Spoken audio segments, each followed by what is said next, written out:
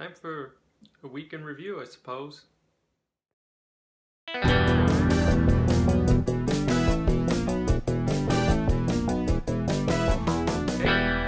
Well, it's been a pretty quiet week.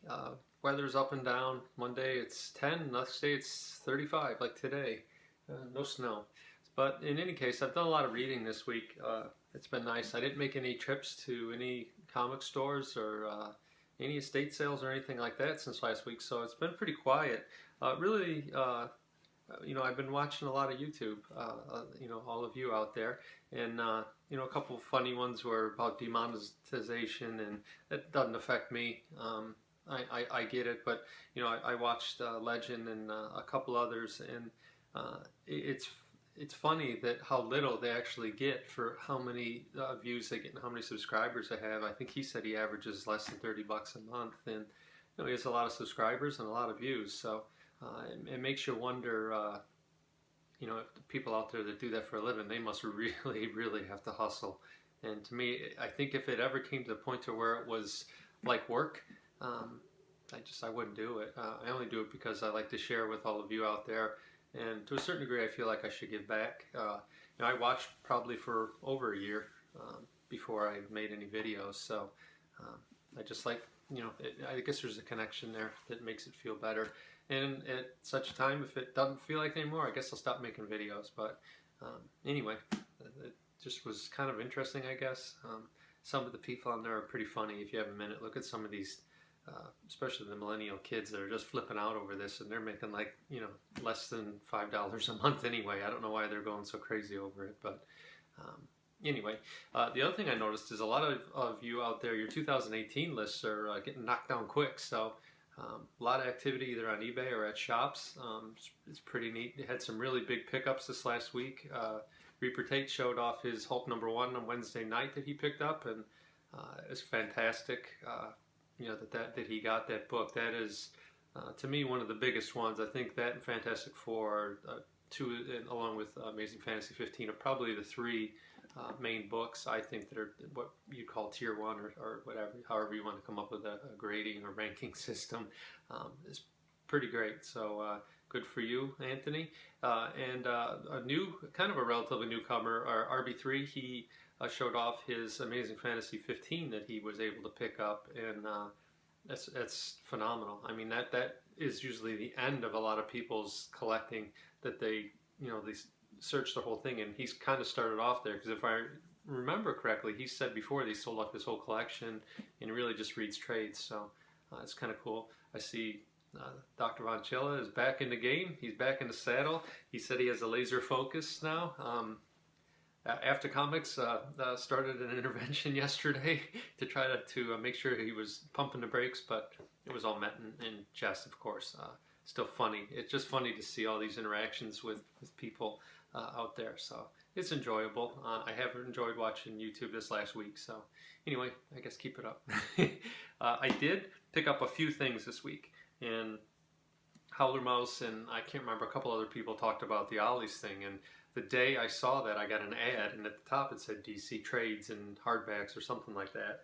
So I didn't go right away, and then I saw his video after that, because I'm not a huge DC reader, but he went to several in his town, and I only went to one in my town, and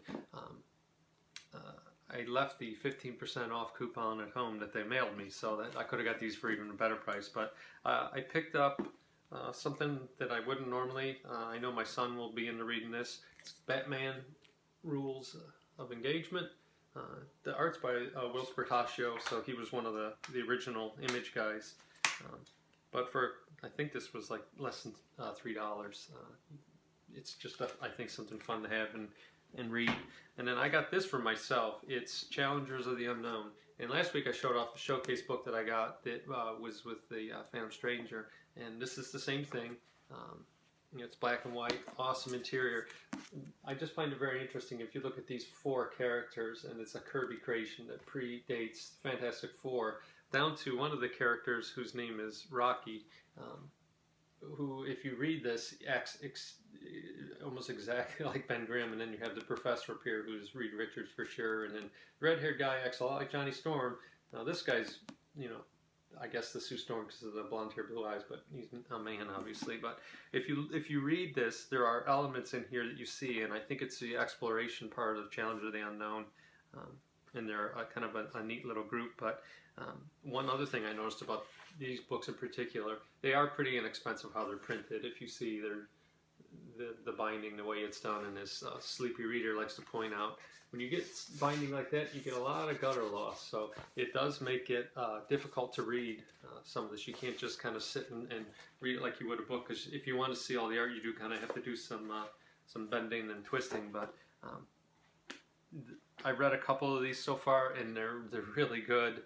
They are simple stories by today's standards, but just the artwork and just the ideas, and what you have to keep in mind when you're reading this was decades before any of this other stuff came out there. Some of these images, I mean, if you look at that with the giant robot with the plane vine, even the cover, I mean, every one of these is like a Saturday matinee to me. So I really, really enjoyed this book. So stop by Ollie's, pretty cheap if you can pick this up. I didn't see any hardbacks that I was interested in. They did have a lot there, but a lot of them were Justice League and things like that, and I don't really read them. So I was hoping to see some Commandy hardcovers. Would be kind of cool, even though I have pretty much the whole collection now. So, you know, pretty cool.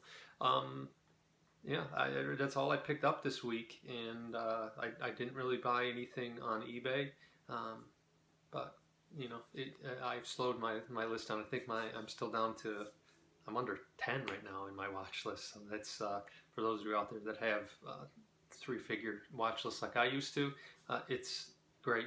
I've been able to have so much more time to read and really just focus on the particular books that I want, my 2018 list, and some of the other bigger Silver Age books that I want to get.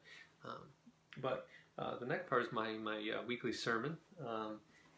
It came about in a strange way. There's a new YouTuber out there, EC his name is, and he's, just as the name states, big into EC and Mad magazines, things like that. So I watched one of his videos and I started thinking about my old Mad magazines, and I used to love the parodies that they would do, and it got me to thinking. So I went downstairs and I dug them out of the box, and as I was sitting there looking at them, and I'll show them in a minute, something occurred to me that I hadn't really thought of before. You know, we see a lot of haul videos with everyone on here, and I got a little bit of this when I was rebagging everything and then reorganizing, you know, I put everything alphabetical and then numeric, and I kind of had this same feeling, but it was really struck me when I was looking through these old books that I got the same feeling going through these old books that I would when I would buy, you know, a lot of stuff on eBay, or if I would go to a show or whatever. And I don't know of a term for it, but it's kind of a self-haul, I guess is what I would call it. But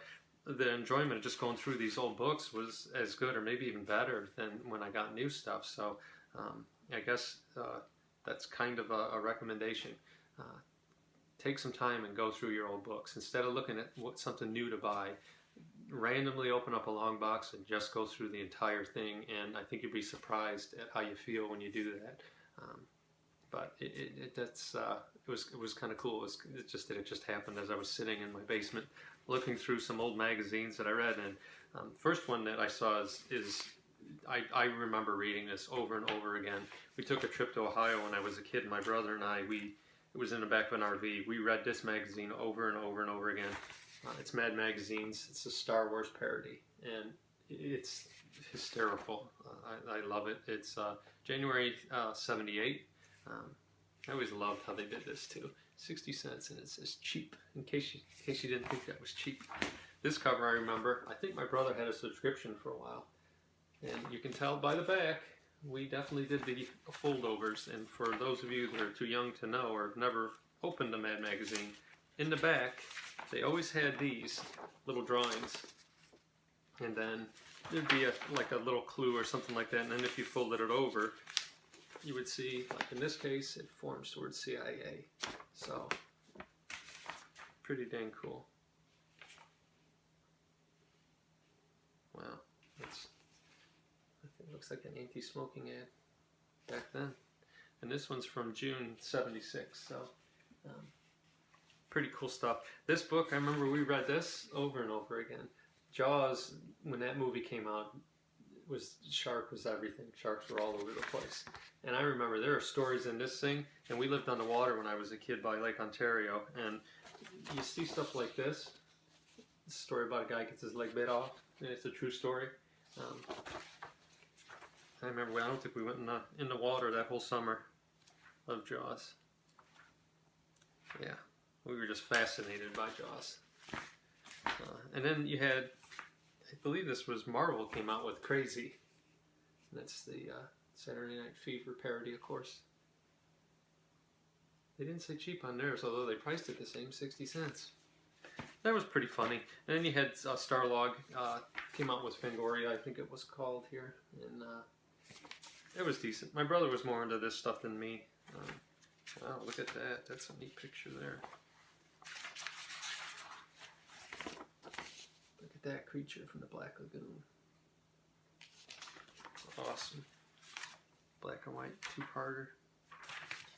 And then, of course, you had Cracked, which was kind of the Coke Pepsi of the day for magazines. So you had Mad and then you had Cracked.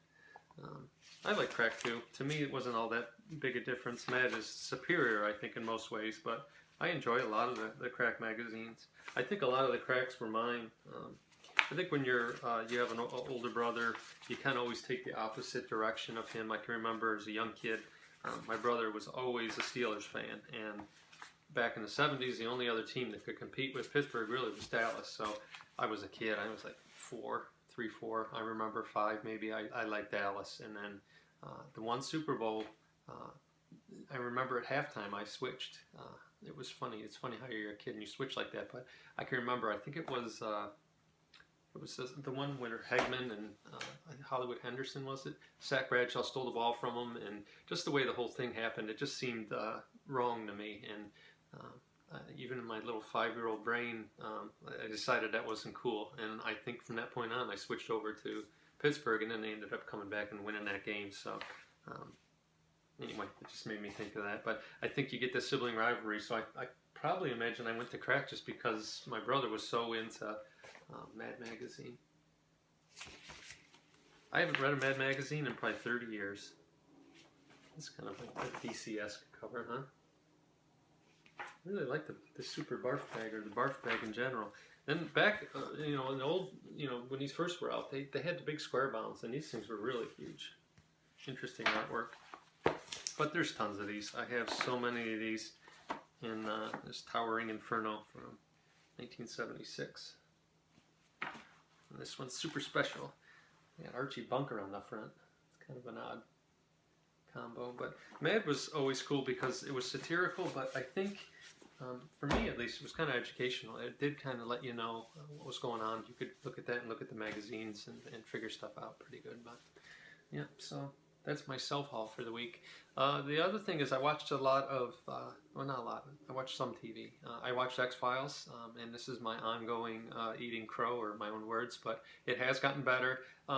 For me, I never liked the, where they have that main story going on with the aliens and the secret society thing. Never was my favorite part. I like the one-shot monster stories, and the one I watched last night was that. It was episode 3, where it was these two twins, and they shared a psychic link, and they would play hangman, and depending on which one of them was filling in, the person that they were trying to guess would die. And it was interesting. I think the same actor played the male and the female roles. They were twins, but it was old style. I enjoyed it. There was it was serious, but there was some jokiness to it. It was a small town. I always liked those X-Files the best, so it was decent. And next week's looks like it's going to be similar. I think there's only 6 episodes, so I don't know. I guess they'll take the last 2 remaining episodes and wrap up the whole story, because it doesn't appear from reading online, and who knows about that, speculation. But it doesn't appear they're going to have any more of these, so that's that, I guess. But that's really all I had this week, and I'm hoping to land some big books in the next coming weeks. I think there is one con coming up in February. Some of the larger dealers from out of state come to that, and they usually have some really good Silver Age stuff there. So one in particular, he's from Ohio, and if he comes in, that might be a good shot for me to get some of the books off my 2018 list, and some Silver Age books. But anyway, that's the week in review. Till next time, keep reading, keep collecting, and do a self-haul. You'll enjoy it.